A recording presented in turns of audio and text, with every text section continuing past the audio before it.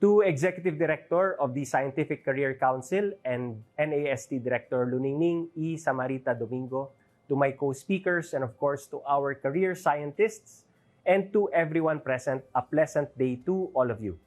Today, I was tasked to discuss the role of the Civil Service Commission in the Scientific Career System, or SCS.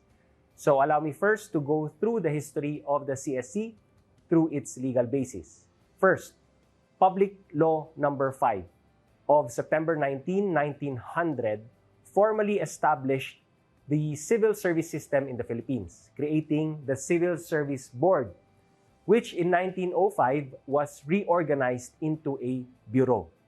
Then came the Philippine Constitution of 1935, which firmly established the merit system as the basis for employment in government. Then came Republic Act Number 2260, which converted the Bureau of Civil Service into the Civil Service Commission with department status.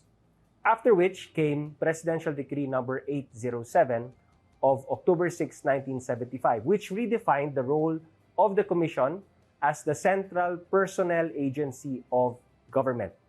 Then, of course, as we all know, Executive Order Number 292 of July 25, 1987, or the Administrative Code of 1987, which affected the CSC's constitutional mandate reiterated under Article 9-B of the Philippine Constitution of 1987, recognizing actually for the first time the right of government employees to self-organization and collective negotiations under the framework of the 1987 Constitution. Now, according to Section 1, Article 9B of the 1987 Constitution, the Philippine Civil Service shall be administered by the Civil Service Commission.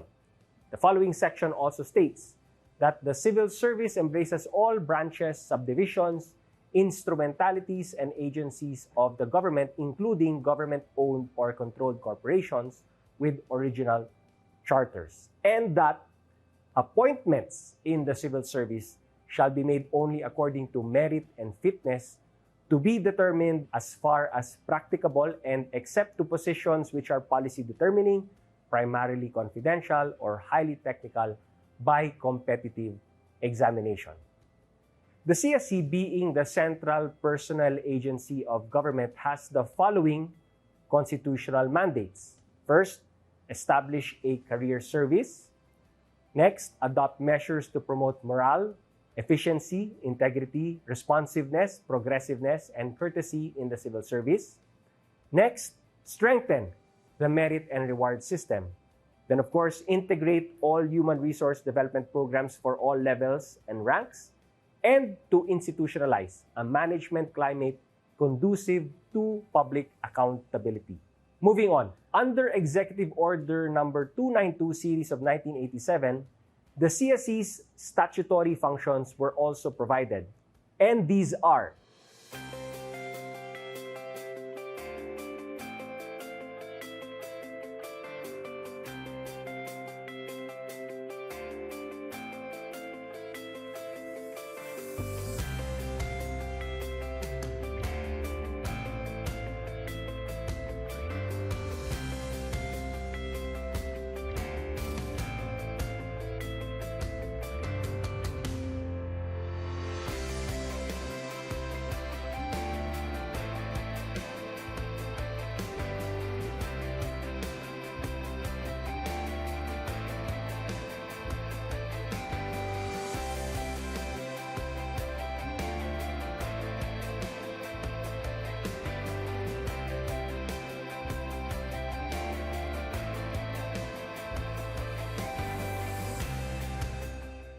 At this point, we will proceed now to the establishment of the scientific career system in relation to the CSC.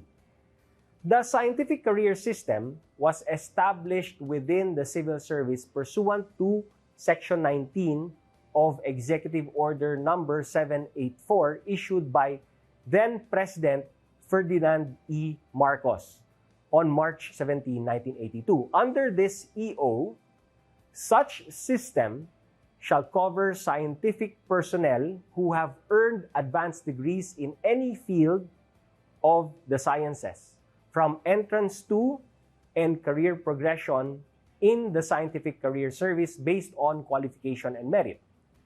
Parallel career paths for scientists without having to change their status as scientists. Incentives and rewards to ensure attraction and retention of highly qualified manpower in the science and technology sector, and other measures to strengthen and increase the effectiveness of the science and technology system. End of quote. Under the same executive order, it is stated that the Civil Service Commission, with the assistance of the authority, shall be responsible for the establishment and operation of the system. Executive Order Number 901, Series of 1983, then prescribed the following as CSC's role in the SCS.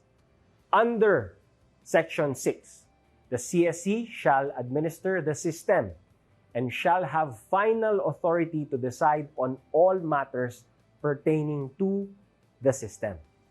Moreover, a Scientific Career Council shall be established jointly by the CSC and the NSTA, or National Science and Technology Authority, which is now the DOST, to screen candidates for appointment to the system. It also provides for the composition of the council. Of course, the chairperson of the CSC as ex officio chair, the secretary of the DOST as ex officio co-chair, and the chair of the National Research Council of the Philippines, the president of the NAST, and the president of the University of the Philippines system as ex officio members. On the appointment advancement in the system, the NSTA, now DOST, head shall appoint scientific personnel to the rank in the system, subject to approval by the CSC, except to the highest rank, which shall be made by the President of the Philippines. Ladies and gentlemen, the administration of the SCS was given to the CSC due to its mandated function of enforcing the merit system in the career service through the representation of the chairperson of the CSC as its ex officio chairperson. Next, under Section 10, Training and Development, the Civil Service Academy and the NSTA, or now DOST, shall develop and administer a continuing program and training and development for all scientific personnel in the government service. Then, under Section 11, Security of Tenure, it states, no person covered by the system shall be divested of or demoted in rank, except for cause as provided for by law. The provisions of the Civil Service Law and rules on administrative discipline shall apply in proceeding against members of the system. So, friends, this ends my presentation, and I hope that I was able to give you the necessary information regarding the role of the CSC in the scientific career system. Thank you very much, and may you all have a productive day ahead.